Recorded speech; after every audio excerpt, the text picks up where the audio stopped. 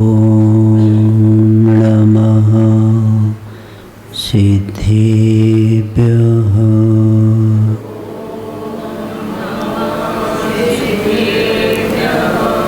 ॐ नमः सिद्धेभ्यः।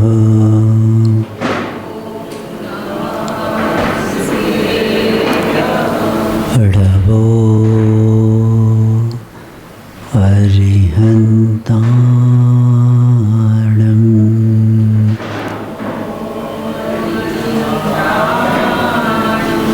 ढवो सिद्धाणम्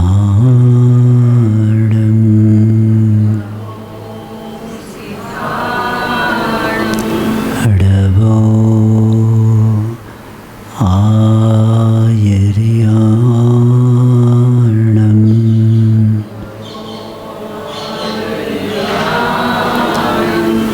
ढवो वज्झायाणम्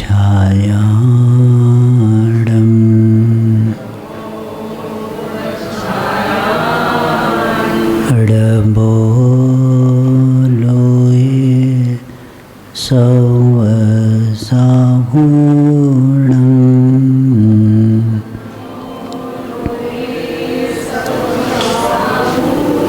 चतारे मङ्गलम् अरिहन्ता मङ्गलम् सिद्धा मङ्गलम् साहु मङ्गलम् केवलीपन्नतो धम्मो मङ्गलम्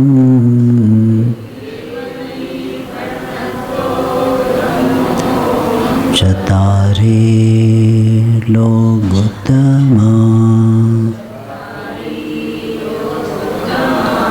अरिहन्ता लोकोत्तमा सिद्धा लोकोत्तमा साहु लोकोत्तमा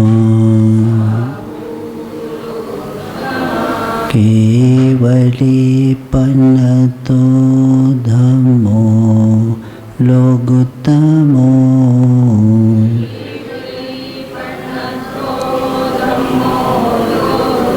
चतारे शरणं पवजामि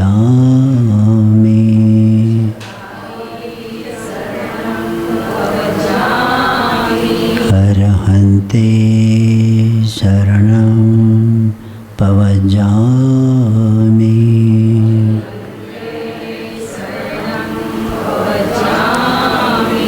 सिद्धे शरणं पवजामि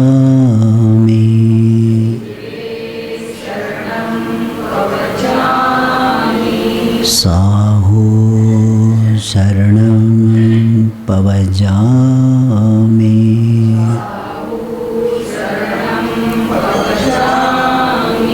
केवलीपन्नतं धम्मं शरणं पवजामि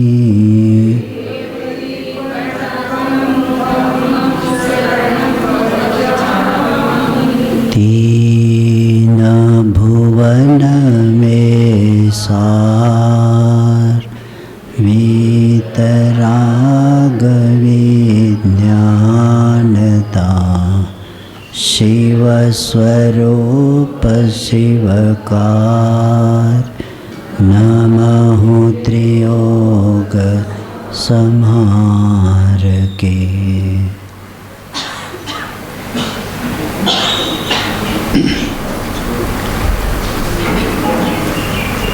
सम्यक श्रद्धा जीवन में होना उस जीव के लिए भाग्योदय माना जाता है, क्योंकि सम्यक श्रद्धा हुए बिना धर्म का प्रारंभ नहीं होता। और उस सम्यक श्रद्धान को आचार्यों ने सम्यक दर्शन कहा है।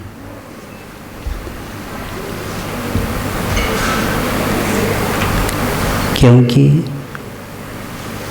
जितने भी जीव अभी तक संसार में महान बने हैं, उस महान बनने का प्रारंभ सम्यक दर्शन से ही हुआ है। और एक सम्यक दर्शन तब होता है जब सत्य देव, सत्य गुरु और सत्य शास्त्र इसके ऊपर जब श्रद्धान हो जाता है, तब जाकर इसमें समीचीनता आ जाती है। और हम लोगों का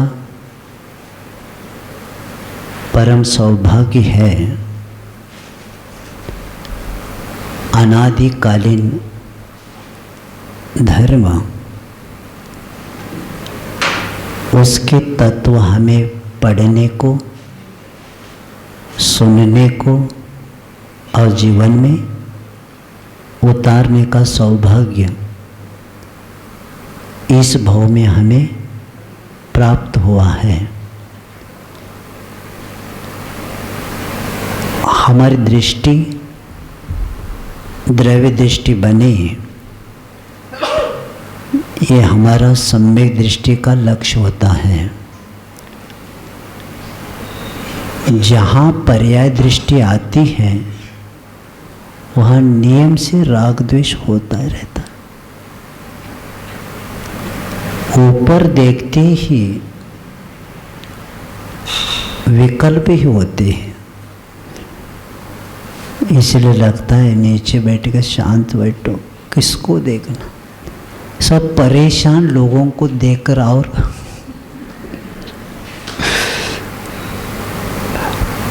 परेशान लोगों को देखकर और परेशानी अपनी न बढ़े।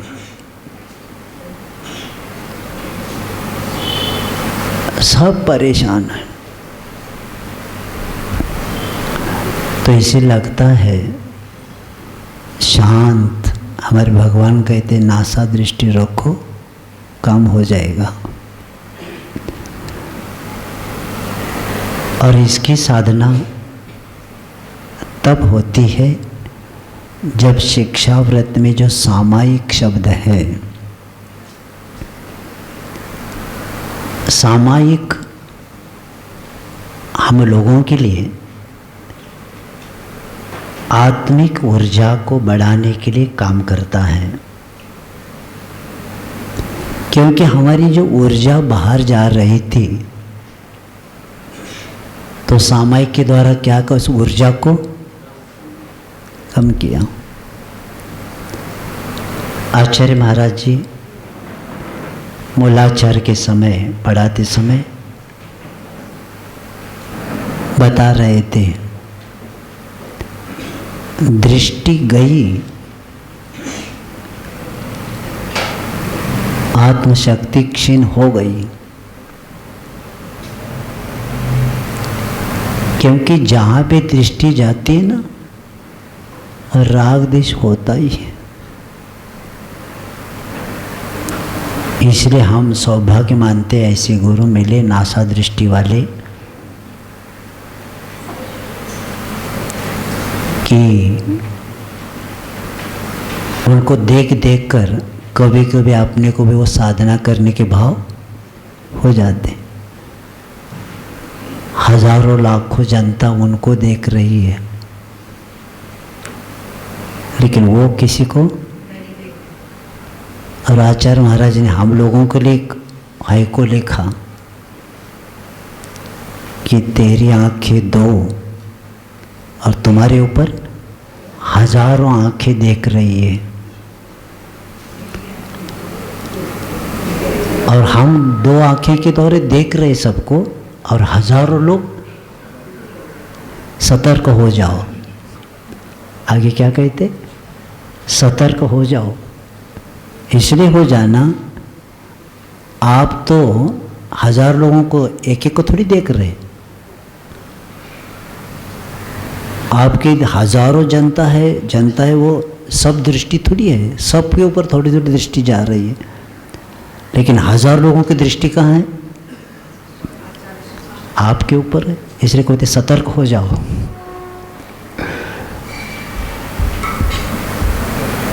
तो ये कब होगा? जब हमारा सामायिक हमारे आत्मा को शांति दिलाएगा, तो अशांत करने वाली दृष्टि नहीं बनेगी हमारी। क्योंकि दृष्टि तभी पड़ती है, अपेक्षा के बिना दृष्टि पड़ती नहीं। इसलिए निष्काम शब्द इसलिए दिया है, जो निष्काम होता है वो किसी के ऊपर दृष्टि रखता ही नहीं। सापेक्ष वहाँ होता है। और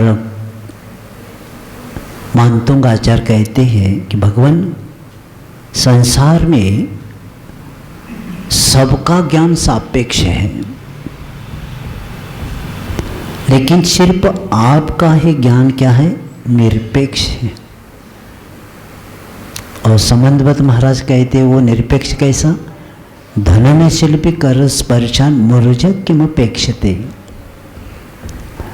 भगवान का ज्ञान दिव्य ध्वनि निरपेक्ष है। कैसे निरपेक्ष है?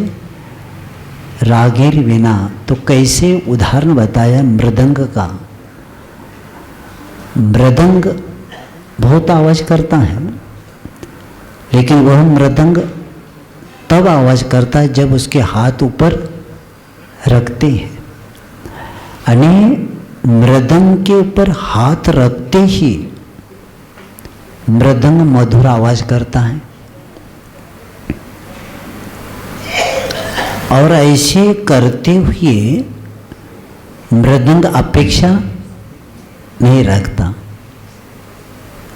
तो उसी तरह भगवान हमारा जितना भी ज्ञान है सापेक्ष ही रहा है। संसारी का ज्ञान सापेक्ष ही होता है, और जहाँ अपेक्षा होती है वहाँ नियम से स्वार्थ होता है, विषय होता है, कषाय होता है। इसी के कारण हमारे उस ज्ञान के द्वारा हम कर्म का बंद ही करते। लेकिन भगवान आपका जो निरपेक्ष ज्ञान है, और इस संबंध में महाराज ने ये उदाहरण दे के साधकों को केवल उपकार किया है कि मृदंग के हाथ पड़ते ही मृदंग आवाज करता है। उसे भव्य जीव जब आता है तब ही दिव्य ध्वनि खिर जाती है। तो उसी तरह योग्य पात्र के समय ही आपको बोलना है। भव्य जीव आने के बाद जैसे भगवान की वाणी खुलती है, प्रारंभ हो जाती है, तब भगवान की ध्वनि निरपेक्षता को लेके चलती है। उसी तरह हमारी दृष्टि, हमारा भाव निष्काम बने।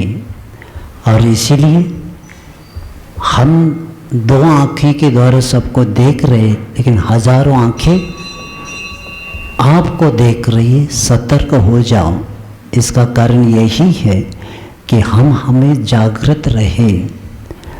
तो इस दृष्टि को लेके हमें किसी से प्रभावित होना ही नहीं, क्योंकि प्रभावित होना ही अपनी साधना की कमी मानी जाती है। आचार्य महाराज मूलाचार की क्लास में बता रहे थे, संयमी होकर भी असंयमी से प्रभावित होता जा रहा है। क्या कहा जाए, क्या मिलने वाला है? असंयमी शब्द बता रहा है तुम्हें, ये असंयमी मिलने वाला है। तो इसीलिए शिक्षाव्रत में सामायिक जो शब्द जो पहला बताया, ये सामायिक के कारण ही हमारे आत्मिक ऊर्जा को बढ़ा सकते, सामायिक के द्वारा शरीर को विश्रांति और आत्मा को शांति प्राप्त कर सकते हैं। और सामायिक के द्वारा हम इंद्रियों को सम्यक रूप से क्या कर सकते, सम यानी राग द्वेष रहित मध्यस्थ आत्मा बनती है। सामायिक में क्या करती आत्मा, मध्यस्थ बनती, किसी से राग भी नहीं, किसी से द्वेष भी नहीं। और ये सामायिक करने वाला व्यक्ति आत्मिक आत्मा के साथ एकीभूत होना ही सामायिक है। और कल इसका विषय बताकर आए हैं, क्योंकि आज अपने को चौथी ढाल पूर्ण विषय करना है। और हमारा आत्मगौरव कब बढ़ेगा, जब हम अपने आप में अपने स्वरूप को पोसे बिना आत्मगौरव नहीं बढ़ता। और जहाँ व्यक्ति का आत्मगौरव बढ़ता है वह पर पदार्थ से कभी प्रभावित नहीं होता। और ये परिचय स्व का प्राप्त करने के लिए सामायिक कार्यकारी है। और इसमें इस भव के बारे में, इस संसार में हमारे लिए कोई भी शरण नहीं है। ये संसार अशुभ है, अनित्य है, दुखदायक है। ये जब तक हमारा सामायिक में चिंतन नहीं होता तब तक हम पर पदार्थ से प्रभावित होते हैं, क्योंकि यही नित्य है, यही शरण है और वह है मोक्ष ही शरण है, आत्मा ही नित्य है। ये भाव सामायिक में बन जाए। और सामायिक करने की विधि भी आप इसके पहले रत्नकण श्रावकाचार्य में बता कर आए कि सामायिक करते समय कौन सी दिशा पर कैसे बैठना, पूर्व और उत्तर को लेकर बताया था, दिशा का महत्व भी बताया था। ये विषय इसका हुआ है। और सामायिक 3 प्रकार से हम कर सकते, उत्तम, मध्यम और जघन्य। तो इसमें जघन्य सामायिक 48 मिनट का होता है और मध्यम सामायिक ये 4 घड़ी का 96 मिनट होता है और उत्कृष्ट सामायिक ये 2 घंटे 24 मिनट तक होता है। तो पहला हमने कल बताया था आप लोगों को अभी से सुबह और शाम 24 मिनट का क्या करना, 1 घड़ी का सामायिक पहला अभ्यास करना है। बाद में 2 घड़ी तक पहुंच जाएंगे तो जघन्य सामायिक होगा। बाद में 4 घड़ी यानी 96 मिनट मध्यम सामायिक हो जाएगा और उसके बाद 2 घंटे 24 मिनट ये उत्कृष्ट सामायिक हो जाएगा। और इसका अभ्यास अभी करना ही पड़ेगा। मन नहीं लगता है तो भी बैठना ही है, क्योंकि मन कहीं पर भी जाने दो, तन नहीं जाना चाहिए। अतिक्रम, व्यतिक्रम, अतिचार और अनाचार, ये भी विषय चारों को बता कर आए हैं। क्योंकि पहले के 3 प्रतिक्रमण के द्वारा कार्य हो सकता है। अतिचार तक क्या होता है? प्रतिक्रमण के द्वारा प्राय यानी अपराध, प्रायश्चित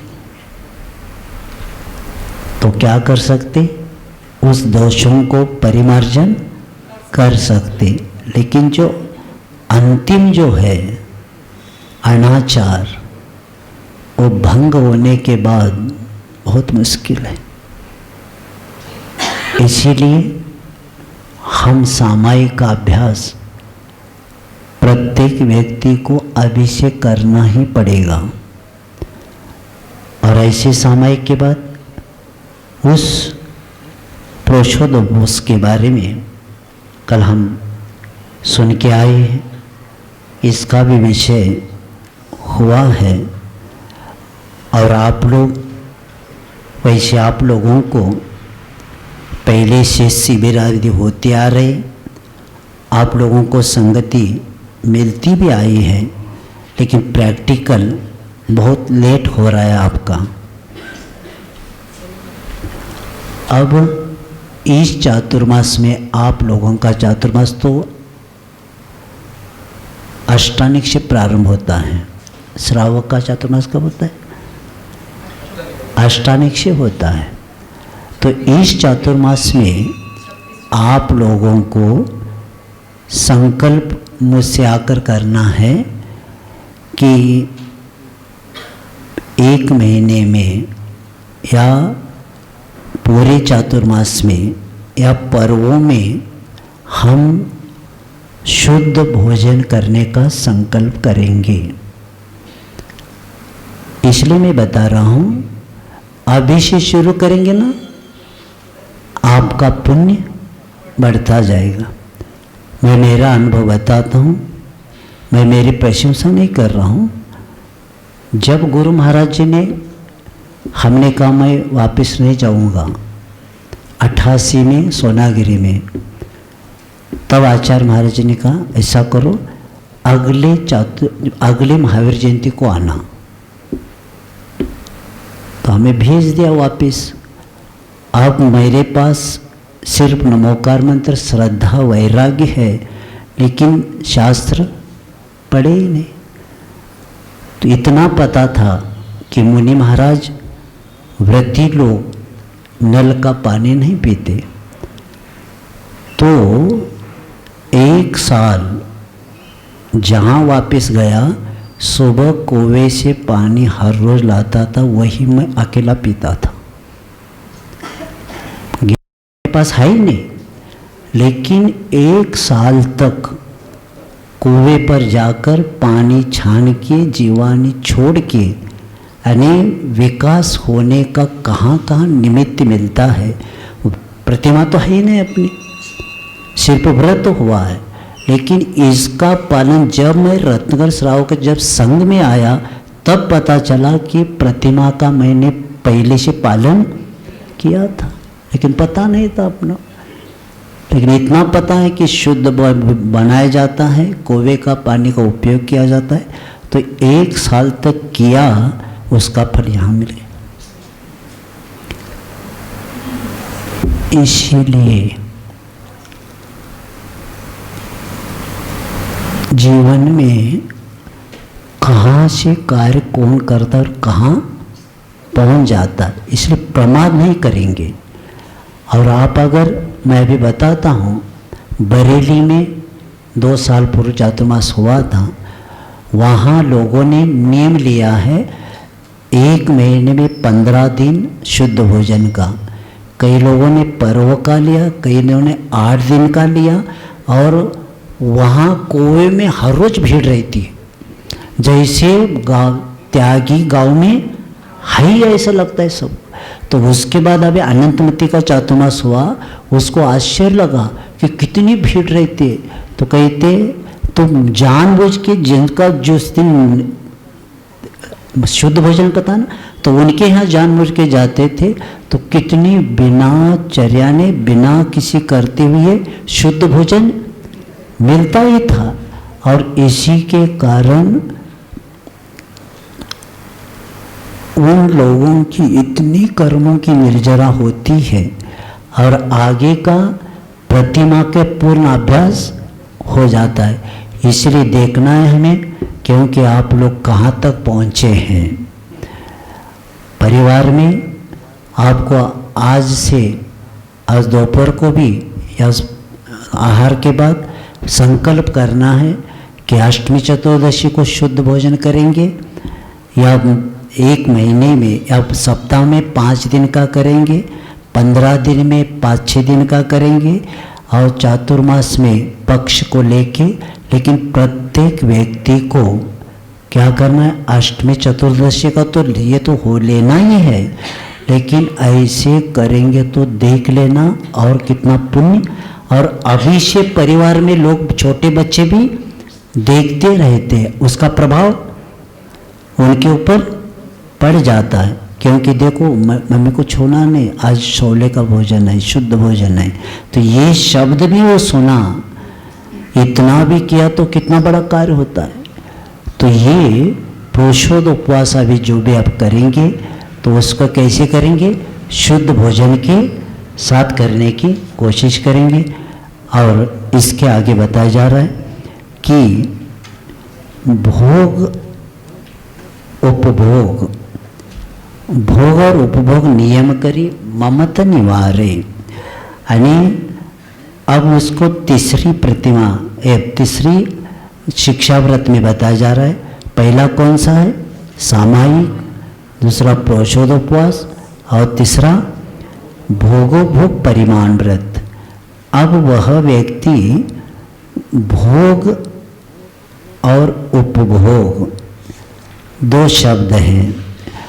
अब वो व्यक्ति यम और नियम रूप से करता है। जो पदार्थ एक बार भोग करके पुनः नहीं भोगा जाता उसको क्या बोलते, भोग बोलते हैं। जैसे रोटी चावल सब्जी आदि है।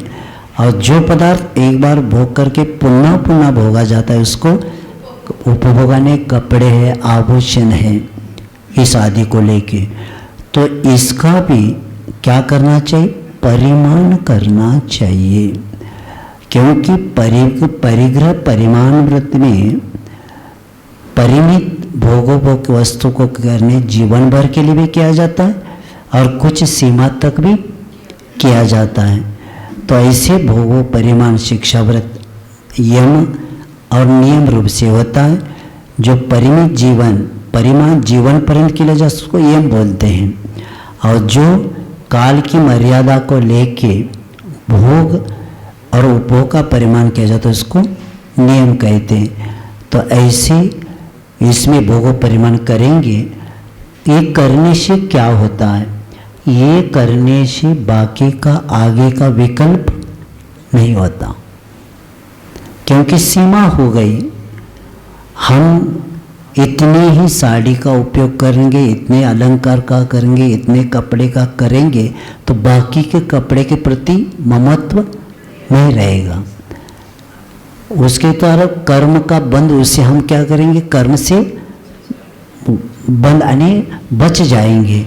तो ऐसे करने से कितना काम होता है। मैंने बताया था ना, मंदिर जी में प्रवेश करते समय निश्चय बोला, क्या बोला कि राग द्वेष को दूर करना लक्ष्य रहेगा, और जो देवी देवता है वो तो हो गया, लेकिन मेरा संकल्प है कि मैं यहाँ राग द्वेष नहीं करूँगा, और जितना परिग्रह मेरा है बाकी का सब निश्चय उसका भी मेरा क्या है, त्याग है। ये भाव करके जिनेंद्र भगवान के दर्शन पूजन करेंगे तो कितनी कर्मों की निर्जर होती, बहुत होती। और ये ज्ञान के साथ हम काम करेंगे तो देख लेना कि जीवन में इतने, आचार्य महाराज कहते इतने क्षण अच्छे हैं श्रावक को, लेकिन ज्ञान के अभाव में वह निर्जरा नहीं कर पाता। हर समय हर क्रिया में संकल्प जो है हमारा यम रूप है, नियम रूप से हम कितना कर सकते, लेकिन ज्ञान नहीं होने के कारण वो जानता ही नहीं। तो इसीलिए इस भोगोपभोग परिमाण करने से बाकी के पदार्थ के प्रति अपने जो मोह था वो भी क्या हो जाता है, कम हो जाता है। और भोगों को परिमाण में जो अतिचार बताए कि सचित आहार, सचित संबंध आहार और सचित सम्मिश्र आहार और अभिशव आहार और दुष्पक्व आहार, इस प्रकार भोगों का परिमाण में बताया है कि इसी के कारण अपना क्या होता है, मोह इच्छाएं कम हो जाती है। और उसमें अंत में बताया मुनि को भोजन दे, अतिथि संविभाग। चौथा कौन सा शिक्षा व्रत, अतिथि संविभाग। मुनि को भोजन दे, फिर निज करिए आहार। यहाँ श्रावक को अपने जीवन में जो भी हम आरंभ और परिग्रह करते गृहस्थी के कारण, उस पाप को धोने के लिए ये पूजा और दान ये महत्वपूर्ण दो पुण्य वर्धन के लिए स्थान बताए हैं। और दान देते समय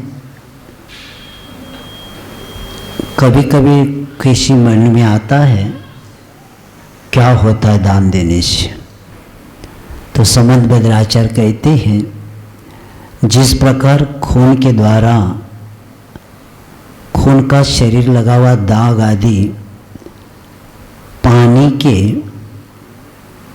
के द्वारा धो देते हैं, उसी प्रकार घर में जो पंच सोना है गृहस्थी के कारण,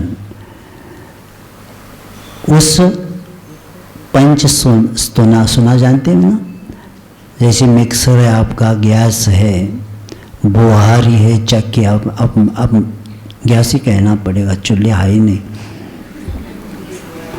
और ओखली तो है ही नहीं, और मिक्सी है अभी, खलबत्ता, अब पत्ता ही नहीं उसका। तो ये 5 सोना है, और इसके द्वारा क्या होता है, घर में इस 5 सोना के द्वारा सदा पाप होता ही रहता है।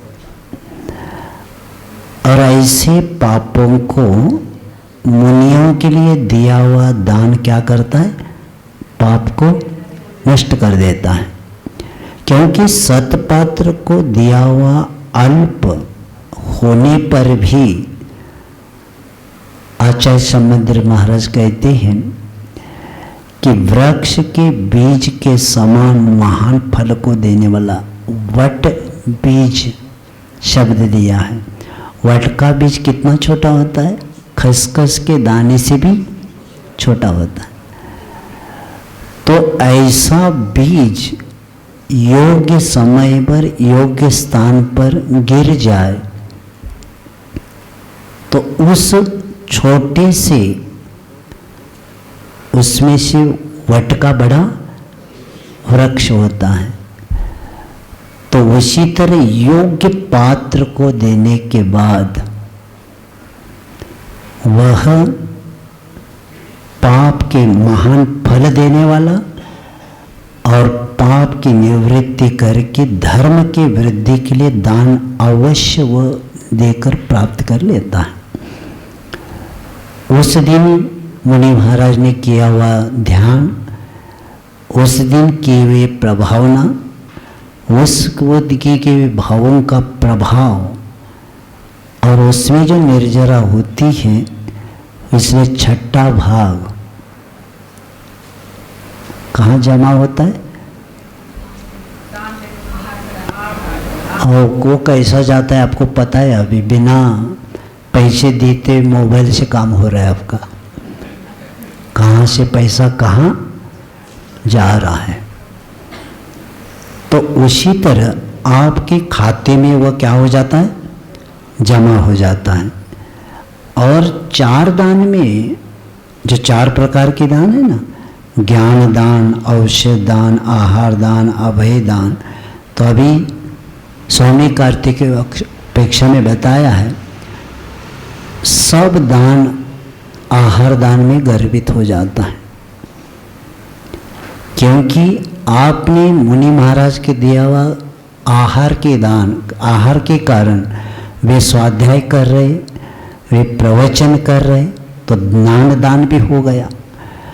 और उसके द्वारा उन्होंने औषध दान भी हो गया, क्योंकि योग्य शरीर के योग्य आपने क्या किया, आहार दे दिया। तो आपका आहार भी औषधि का काम किया और ज्ञान दान हो गया। आहार दान तो है ही, और अभय दान, क्योंकि इनको आहार देने के कारण तीर्थ क्या हो गया, आगे चलता रहे। मुनि महाराज आप कहते ये महाराज को दिया, महाराज को नहीं दिया, तीर्थ को हमने आगे बढ़ाया। इतना महान पुण्य इसको हर व्यक्ति नहीं समझ पाता। जब अनुमोदन देने वाले पशु उसी गति से कहाँ जाते, कोई भोग भूमि जाता है, कोई देवगति जाता है। सिर्फ अनुमोदन देने वाला जीव, पशु जब इतना काम कर सकता है तो मनुष्य क्या कहा जाए। इसीलिए समंतवद महाराज जी ने ज़्यादा करके पशुओं का ही उदाहरण दिया श्रावकाचार्य में, क्योंकि उलझे हुए श्रावक को सुलझे हुए पशुओं का उदाहरण देके समझाया। और ऐसे करके किसी चोर को रखा, किसी मेंढक को रखा, किसी को रखा, किसी मातंग को रखा। क्यों रखा? जब ये कर सकते तो आप क्या बताओ, वो ऐसा ही पहले बताना पड़ता है। ऐसे किए बिना वो मानता भी नहीं, क्योंकि बहुत बड़ी शेरजी है। अब उनको कैसे समझाए, तो ऐसे ही समझाना पड़ता है। देखो पूजन का संकल्प किया था, पूजा नहीं किया। मेंढक ने क्या किया, संकल्प किया और पूर्ण हुआ नहीं, तो भी संकल्प के कारण वो देवगति गया। और तुम क्या कर रहे, तुम तो सो रहे। जब चद्दर पर धूप आती तब तुम उठते हो। क्या होता है, धूप जब आती है तेज होती है तब उठता है, अरे उठो बहुत टाइम हो गया। ये स्थिति है। इसीलिए पुण्य को क्या कर रहा है, वो बीज ही खा रहा है, समाप्त कर रहा है। तो ऐसे आहार दान, अतिथि संविभाग, ये कौन सा है, अतिथि संविभाग है। और अतिथि संविभाग करना श्रावक का क्या होता है, कर्तव्य होता है। क्योंकि नवधा भक्ति करता है वो, नव और धा नहीं करता। कितना करता है, नवधा भक्ति करता है। और इसलिए नव पुण्य शब्द आया है। रत्नकर श्रावकाचार्य ने समझ बरस कहते अने नव पुण्य के स्थान है, उसमें पड़गाहन करते समय भी कर्मों की निर्जरा है। एक एक क्रिया के पीछे, अब देखो पड़गाहन कर रहे, 3 परिक्रमा कर रहे, रत्नत्रय की वंदना कर रहे, और हम भी सोच रहे हमें रत्नत्रय की प्राप्ति हो और जन्म जरा मृत्यु का नाश हो। इसीलिए 3 परिक्रमा पे भी कर्म को निर्जरा हो रही है। और पड़गान करने के बाद उच्चासन दिया जा रहा है। उच्चासन देने का लक्ष्य यही है, क्योंकि 5 परमेष्टि में के एक परमेष्टि हमें मिले हैं। और उच्चासन में विराजमान करना भी कर्मों की निर्जरा है। देख लेना, जिस पाटे पर आचार्य महाराज बैठते ना, वो पाटा भी नहीं मिलता, बाद में उठा के लेके जाते, जितना चाहिए उतना ले लो, लेकिन वो जो पाटा दे दो। क्यों?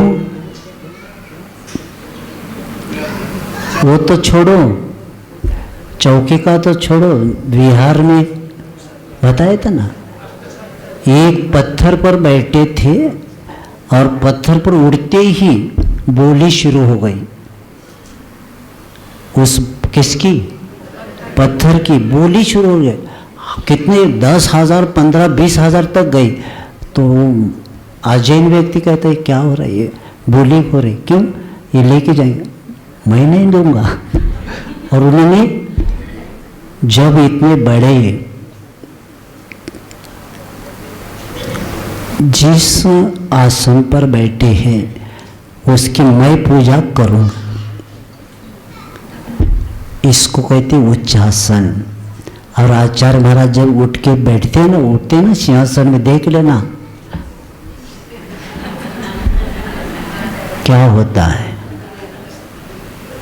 तो ये उच्चासन देना भी कर्मों की निर्जरा के लिए। और पाद प्रक्षालन, ये पाद प्रक्षालन महाराज का नहीं हो रहा है, रत्नत्रय का हो रहा है।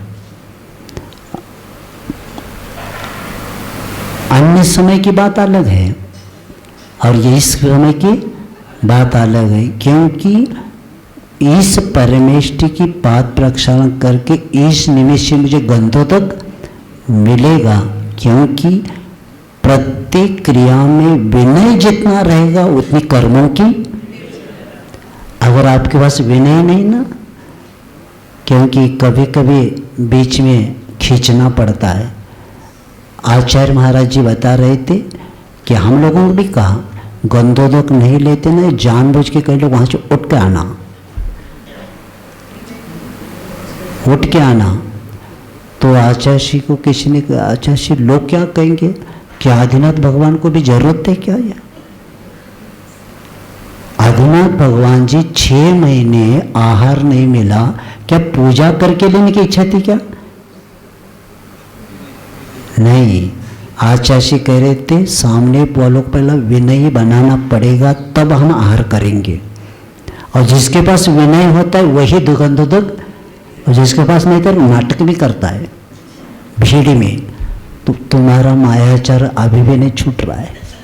उस मायाचार के कारण तो उस पर्याय में गए तुम, और अभी भी चौके में आकर भी आपको अगर विनय नहीं है, हमारे देखने की इच्छा नहीं होती, लेकिन विनय सिखाने के लिए कभी कभी देखना पड़ता है। और उठ के भी मैं आता, एक बार आया लगता है यहाँ कहीं। तो इसका अर्थ ये नहीं कि महाराज को पूजा करके नहीं, आपके पास विनय नहीं तो तुम कहाँ के, क्योंकि विनय मोक्ष का द्वार है।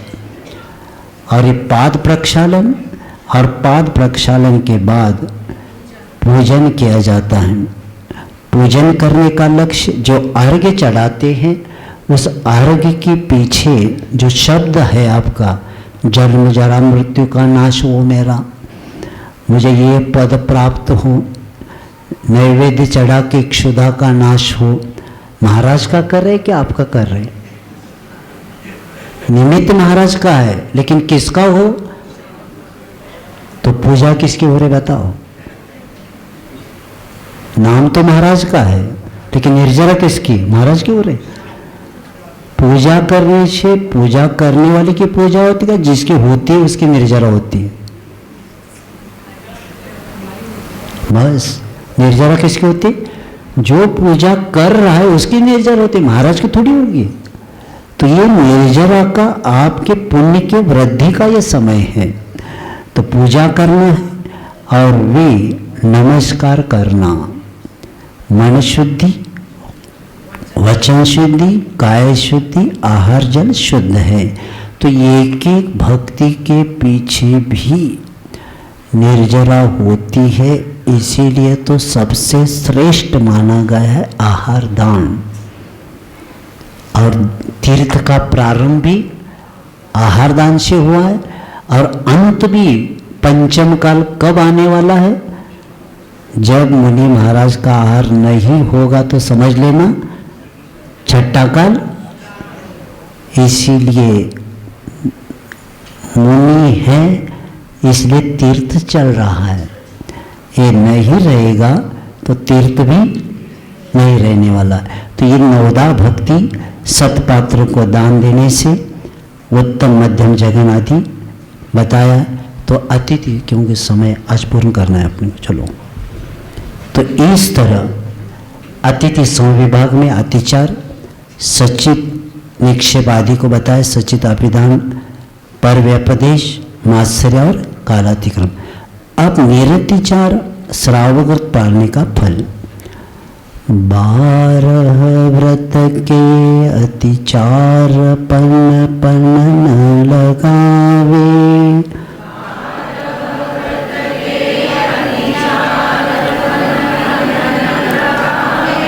मरण समय संन्यास धारत सुदोष न सावे।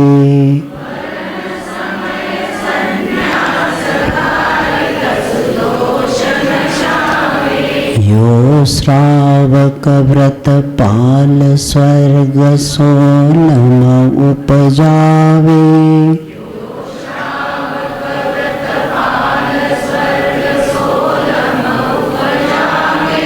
कहते चय नर जन्म पाय मुनि होवे शिव जावे।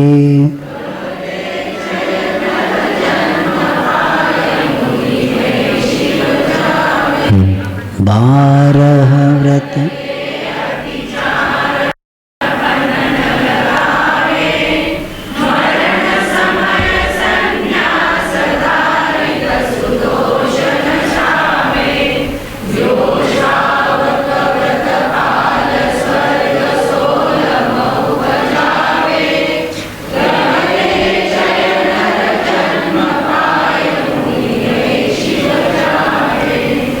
अतिथि संविभाग के बाद 4 शिक्षा व्रतों का वर्णन पूर्ण हो जाता है, क्योंकि पात्र के बारे में समंत महाराज बताते हैं कि तपोनिधि, ग्रह त्यागी और गुण निधि 3 शब्द दिए हैं। तपो के धनी होना चाहिए और जो गुण रत्नत्रय के साथ, और ग्रह त्यागी ही पात्र होता है। और इसका विषय रत्नकर श्रावकाचार्य में बताकर आए, क्योंकि भूमि अगर अच्छी हो तो बीज का मूल्यांकन होगा। भूमि अच्छी नहीं है, बीज अच्छा है, तो पत्थर पर रखने से बीज कभी अंकुरित नहीं होता। तो उसी तरह ऊपर का हाथ और नीचे का हाथ दोनों को भी महत्व बताया है, क्योंकि पात्र जैसे महत्वपूर्ण है, उसे दातार को भी अपने व्रतों के बारे में, अपने गुणों के बारे में उनको भी बहुत अच्छे ज्ञान करके लेना है। 7 गुण होते दाता के, उसके पास श्रद्धा भी होना चाहिए, संतोष वृत्ति होना चाहिए, भक्ति भी होना चाहिए, क्योंकि भक्ति करने के कारण ही आत्मशक्ति एक केंद्रित हो जाती है। और भक्ति कब होती है? जब गुणों के प्रति अनुराग रखते तब भक्ति हो जाती है। और विज्ञान यानी भक्ष अभक्ष का विवेक उसके पास होना चाहिए। दाता के पास क्या होना चाहिए?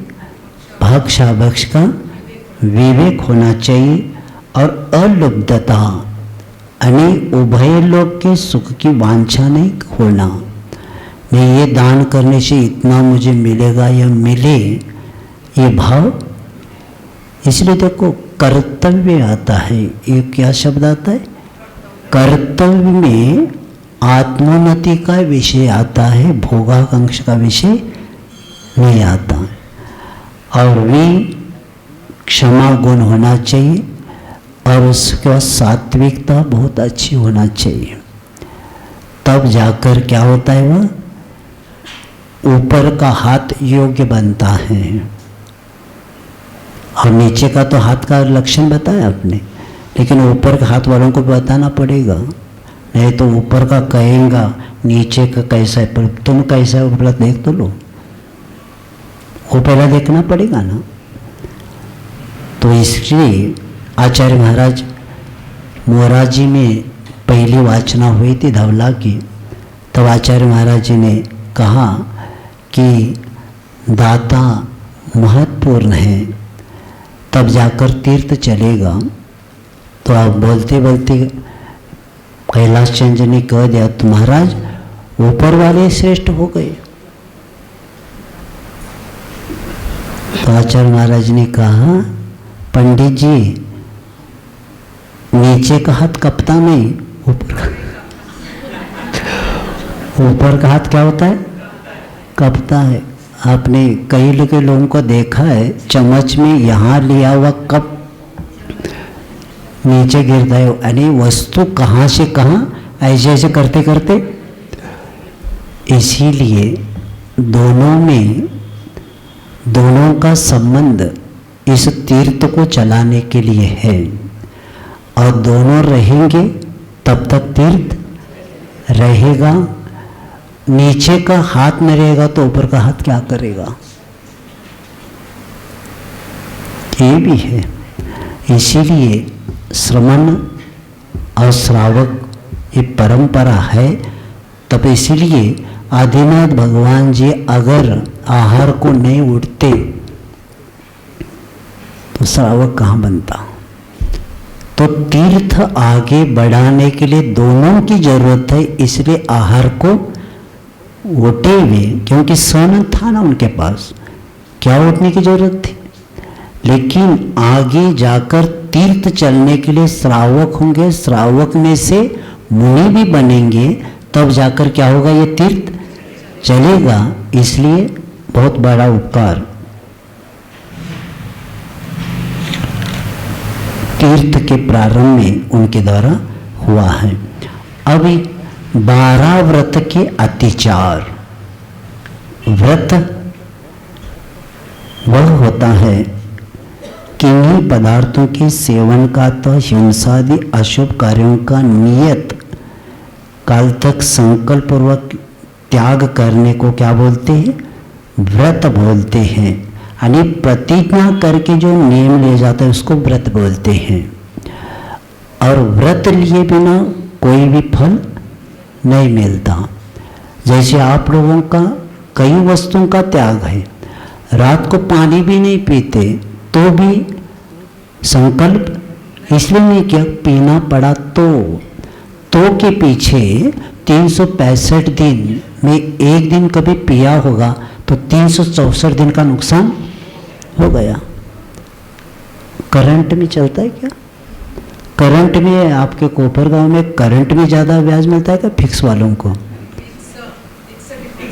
अच्छा, ये भी पता है, होशियार है आपको। ये भी पता है कि फिक्स करने से डबल होता है, करंट में नहीं रखते। वहाँ तो पैसे बढ़ाने के लिए तो बहुत सोचते, लेकिन आत्म विकास के लिए करंट पर रखे। और करंट में रखने का अब सुनते करंट वालों को कुछ भी अभी मिलता ही नहीं। तो इसीलिए प्रतिज्ञा पूर्वक जो व्रत लिया जाता है उसको क्या बोलते, व्रत बोलते हैं। और व्रत में जो अतिचार है, यानी व्रत को विकृत करने वाला जो दोष है उसको क्या बोलते, अतिचार बोलते। क्योंकि एक देश भंग होता है, वो पूर्ण भंग नहीं होता। अतिचार में क्या होता है, व्रत एक देश भंग होता है, इसलिए उसके प्रायश्चित ज़्यादा नहीं होता। पश्चाताप है, प्रतिक्रमण है, उसके द्वारा हो जाता है। लेकिन अनाचार के लिए क्या होता है, वो खतरनाक हो जाता है, वो टूट ही जाता है।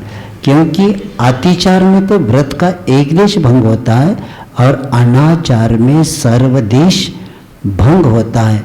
इसीलिए 12 व्रत के अतिचार पन न लगावे, यानी 12 प्रकार के जो व्रत अभी बता कर आए हैं, इस व्रतों में 5 अनुव्रत, 3 गुणव्रत और 4 शिक्षा व्रत, ये जो 12 बता कर आए हैं, इसमें 5-5 प्रकार के जो अतिचार है वह न लगावे, नहीं लगाता है, वह व्यक्ति मरण समय मृत्यु के समय क्या करता है?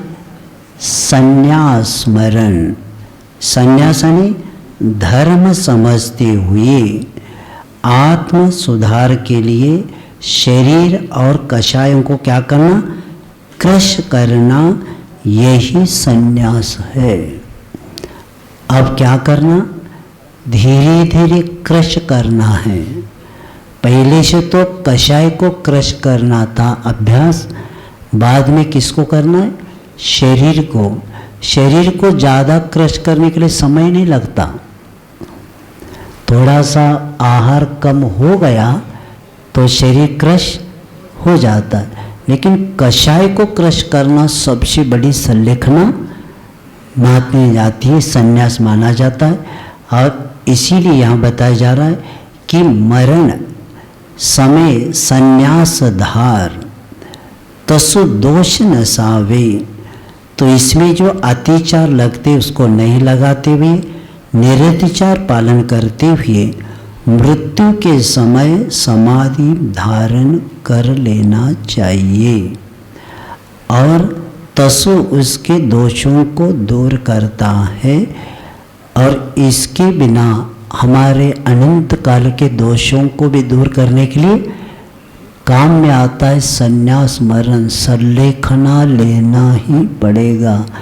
गीता में बताया जातस्य ध्रुवं मृत्यु, जन्म लेने वालों को मृत्यु को प्राप्त करना ही पड़ता है। कहीं पर भी छुप जाओ, कहीं छोड़ेगा नहीं आपको, क्योंकि मृत्यु को जो समझता है वही सुधर जाता है।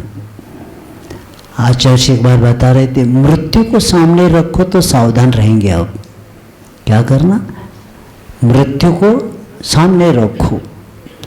हमारा एक दिन प्राण निकलने वाला है, उसके पहले मुझे क्या करना है? कार्य करना है। और उसके लिए अभ्यास अभी से 8 साल के बने हुए मुनि भी क्या सीखते हैं? मरने की कला। कौन सी कला सीखना है? मरने की कला सीखना। और ये डायरेक्ट वहाँ जाकर तुरंत नहीं होता, तो क्या करना पड़ता है? पहले से, जैसे आपके कोपरगांव में ट्रेन रोकना है ना, तो यहाँ ब्रेक लगाएंगे क्या? तो पहले से क्या करना है? ब्रेक कहाँ से लगाना पड़ता है?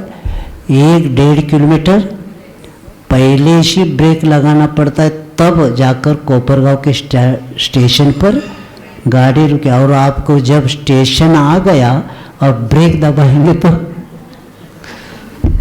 कहाँ जाएगी? आगे जाएगी, जहाँ स्टेशन ही नहीं है, बीच में रुक जाएगी। तो उसी तरह पहले से अपने को क्या करना है? तैयारी करना है, तब स्टेशन संलेखना का आएगा ना, वहाँ अच्छे से रुक जाएगी और आपका काम भी हो सकता है। तो ऐसे मरण समय संन्यास धारण करना, पहला अपने को अभी से क्या करना पड़ेगा? लक्ष्य बनाना ही पड़ेगा, क्योंकि संलेखना के बिना किया हुआ धर्म, किया हुआ तप त्याग, किया हुआ स्वाध्याय, इस सब का फल क्या है?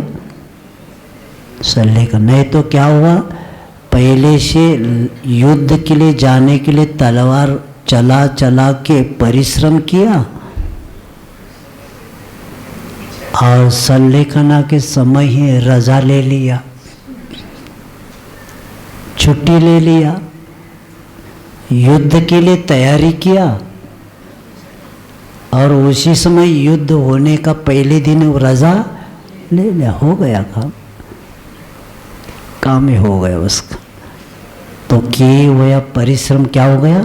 निष्फल, व्यर्थ हो गया। इसीलिए जैसे आप लोग पैसे कमाते हैं और चाबी योग्य पात्र को, बच्चों को दे के उसमें से किसी को देते हैं और कहते हैं अब ये हमारी परंपरा अच्छी चलेगी। उसी तरह इस भव से धर्म को अगले भव में लेके जाना है ना, तो सल्ले खना के बिना लेके नहीं जा सकते। अटैक आ जाए, श्वास रुक जाए, तो आपकी सल्ले खना कैसी होगी। तो इसीलिए इस भव से अगले भव में धर्म को आपको लेके जाना है, तो सल्ले खना के बिना वो धर्म को आगे लेके नहीं जा सकते। तो उसी तरह यहाँ 12 व्रतों का पालन करके, संन्यास को धारण करके वह व्यक्ति उस दोषों को दूर करता हुआ, उसमें जो भी दोष आते हैं उसको नहीं करते हुए आगे वह बढ़ता जाता है। और आचार्यों ने बताया है कि रत्नाकर श्रावकाचार्य में आप पढ़ के आए हैं कि क्योंकि धर्माय तनो विमोचना, धर्म के लिए शरीर को छोड़ना पड़ेगा। इसलिए पर छोड़ना पड़ेगा क्योंकि जब दुर्भिक्ष पड़ा है, वृद्धावस्था आई है, बड़ी बड़ी बीमारियां हुई है, तो आप तो मरने वाले ही हैं। तो जब मरण ही होने वाला है तो सावधानता रखो ना, और सावधानता रखना ही सल्लेखना को प्राप्त करना। अगर इस समय हम मरते समय भी अभी भी सोच रहे उनका क्या होगा, तुम्हारा क्या होगा। हमने बताया था ना, एक बड़ा व्यापारी वो कह रहा है वहाँ से राइस की ये ट्रक आ गई तो आ गई क्या, मैंने ऑर्डर दिया था, अब इनकी गाड़ी जा रही है और उनको अभी भी चिंता है दुकान की। दुकान एक अभी भी चिंता है, उधर की चिंता है, और इनके अभी गाड़ी जा रही है, अभी श्वास अंतिम ले रहा है तो भी हॉस्पिटल में कर रहा है, वो आ गए क्या। लड़का कहता है पप्पा चिंता नहीं करना, सब आएगा, आप शांत रहो। क्योंकि जीवन में जो क्या है वही तो याद आएगा। बड़े बड़े क्षेत्रों में मैंने देखा हूँ, ब्रह्मचारी रहकर काम किया और अंत में सल्लेखना का समय आता तो कहते हैं कहाँ से गाड़ी आई, देखो उनको धर्मशाला खोल के दे दो। क्या कहाँ से गाड़ी आ गई, उनको वो नंबर वो दूसरी मंजिल में है ना, वहाँ का दे दो, उनको रूम नंबर भी बताते, वो खोल के दे दो। और इनका क्या हो रहा है, इनका बंद हो रहा है। क्योंकि जीवन में जो किया है वही तो आएगा। इसीलिए अभ्यास होना बहुत ज़रूरी है। और सल्लेखना का अभ्यास पहले से धर्म के लिए तनु विमोचन क्यों कहा कि शरीर धर्म नहीं कर रहा, इसलिए शरीर को छोड़ना है। शरीर को छोड़ने का और कोई कारण नहीं, क्योंकि शरीर ही हमारा धर्म का साधन है। शरीर माध्यम खलु धर्म साधन। जब शरीर हमारा धर्म का साधन है, और आचार्य बोलते बोलते किसी ने पूछा था श्रावकाचार्य में, आचार्य कब से शुरू करना, तो आचार्य कहा उठना बैठना नहीं हो रहा है तो शुरू करो।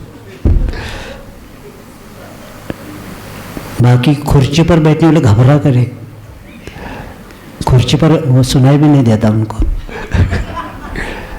कहीं सो रहे कहीं कूद कर रहा।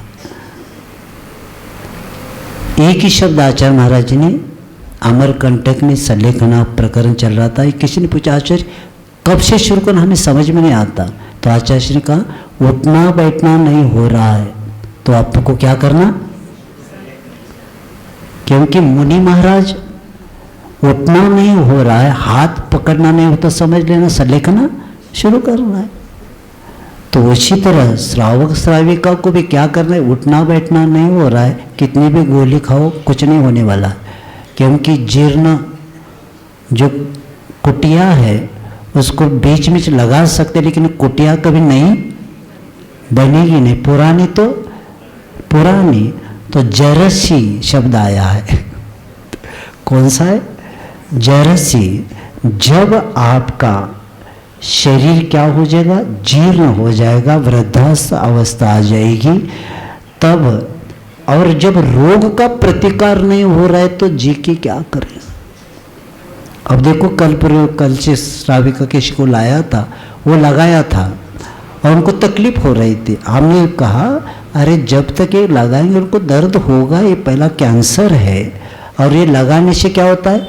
धीरे से जो श्वास लेना है, ये इसके कारण क्या हो रहा है? उनको फास्ट और निकाला भी आप अच्छा चल रहा है उनका, किसी को विकल्प नहीं, उनको भी विकल्प नहीं, क्योंकि डॉक्टर उनको तो पैसे कमाना है। लगाओ सिलेंडर, लगाओ।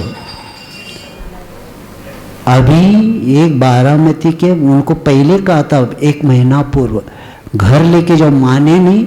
और अभी कल परसों लेकर गया, उस पर रखा था, पैसे कमाया, लाखों रुपए कमाया, 50-60 लाख रुपए कमाया उन्होंने। वेंटिलेटर में रखा, बड़ा हॉस्पिटल था, हमने कहा था घर लेके जाओ, माने नहीं।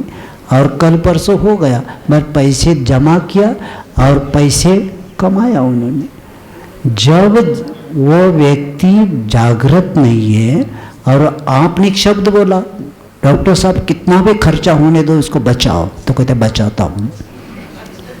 यही तो सेंटेंस देख रहा था वो। बस मैं आपको बचाता हूँ, आपके पास बचा हुआ सब मैं मेरे पास लेता हूँ। इसीलिए लोग कहते 50 साल में कमा हुआ 10-15 दिन में खींच लेते। इसीलिए सावधान हो जाना।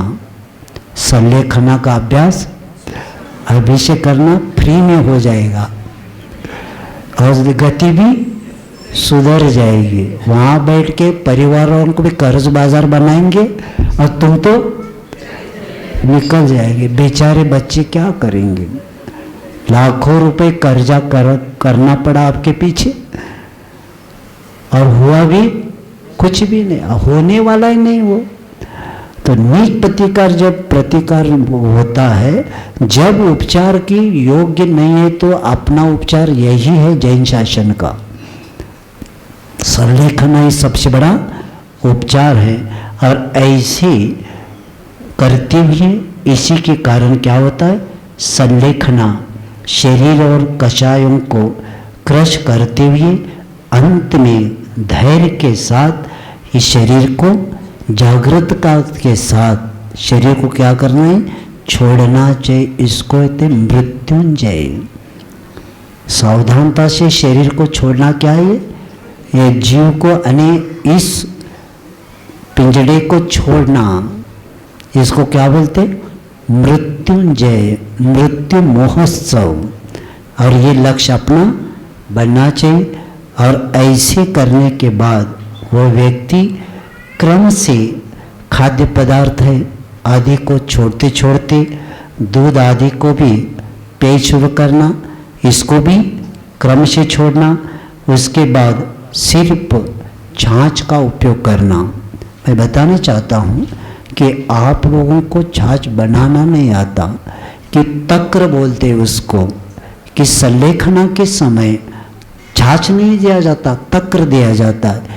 दही से 4 गुना पानी, वो क्या बनता है?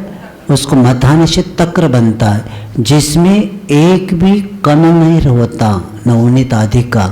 तो ऐसे देने से क्या होता है कि पेट में जो जो विकार है सब निकल जाते। तो तक्र पहला देके के गिलास, बाद में आधा गिलास पानी, आधा और तक्र वो डाल के दिया जाता है। ऐसे करके शरीर को पहला शांत बनाया जाता है। जो पेट में जो रक रक चलती है, जो ज्वलन होती है, ये तक्र के द्वारा क्या हो जाता है? शांत होता है। और भाव प्रकाश में आयुर्वेद में इसको बताया है। और इसके द्वारा आपके शरीर की शुद्धि हो गई तो सल्लेखना और सुंदर हो जाता। नहीं तो अंत समय में पैर को घिस घिस के प्राण छोड़ना पड़ता है। और संलेखना करने वालों को जब ज़्यादा वेदना हो जाती है, पैर घिसने लगे तो तुरंत उनको दक्षिण की ओर पैर करके सुलाया जाता है, क्योंकि उत्तर की ओर मुख हो या पश्चिम की ओर तो प्राण नहीं निकलते। तो कब निकलते? दक्षिण की ओर। अंत में उनको नीचे लेटा के दक्षिण की ओर पैर करेंगे ना तो तुरंत प्राण निकल जाता है। और ऐसी करके बाद में तक्र के बाद गरम जल पानी, ये आपका मैं भी देखता हूँ कि नारियल का पानी, अनारस ये डालिम का, अनार का पानी, ये देने के कारण किडनी पर प्रभाव नियम से पड़ता ही है। जितना गर्म तेज पानी थोड़ा ठंडा करके देंगे ना तो उनके शरीर के लिए वही कार्यकारी होता है। और ऐसे देकर बाल को गर्म जल को भी छोड़ के आप पंच परमेष्टि का स्मरण करा के उनको अच्छे से संलेखना करा सकते। और ऐसी जीवन भर किए हुए जो पूंजी है, जो जीवन में किए हुए धर्म है, वह उसका अंत अगर होना है, उसका उपाय है तो समाधि मरण के बिना कोई उपाय नहीं है। और यो श्रावक व्रतपाल स्वर्ग सोलम उपजावे। और ऐसे संलेखना करने वाला वह व्यक्ति संलेखना करके अच्युत स्वर्ग तक यानी 16वें स्वर्ग तक जा सकता है। और ये संलेखना उस जीव के लिए, क्योंकि कई प्रकार के संलेखन है, अपने पास समय नहीं है, तो इसमें अतिचार रहित जब वो व्यक्ति इस संलेखना को करता है तो 16 स्वर्ग में पा जाता है। और उसके बाद तहते चय नर जन्म पाए, 16 स्वर्ग में चले गए संलेखना के कारण। 12 व्रतों का पालन करके संलेखना करके कहाँ गए? 16 स्वर्ग गए। और 16 तहते चय, वहाँ से मरकर यानी अंत में मनुष्य पर्याय में और आ गए। और मनुष्य पर्याय में यानी कोपरगांव में आ गए। और वहाँ मुनि है, और क्या बन गए? मुनि होकर शिव जावे, शिवाने का मोक्ष जाता है। यानी 12 व्रतों का निरंतर पालन ही परंपरा से मोक्ष के लिए क्या हो गया? कारण बन गया। और ये लक्ष्य बना के आप लोग, जैसे मैंने बताया था कि अनुव्रतों का पहला 5 शुरू करेंगे अभ्यास के रूप में, और उसको शिक्षाव्रत आदि करते करते प्रतिमा तक पहुँचेंगे। और गांव भी छूट जाए तो बहुत अच्छा है, नहीं छूटता है तो गांव में अंत में क्या होना चाहिए? प्रतिमा के साथ ही संलेखना होना चाहिए। और उसके लिए आने वाले ये 5 महीने का जो आप बोलते हैं, इसमें अधिक महीना है, साधना के लिए ज़्यादा समय मिला है आपको, बहुत पुण्य है आपका। और मैं भी कैसे ग्रीष्म काल में आया मुझे पता नहीं पड़ा, तो उसको करते हुए आगे का कार्य करेंगे। अहिंसा परम धर्म।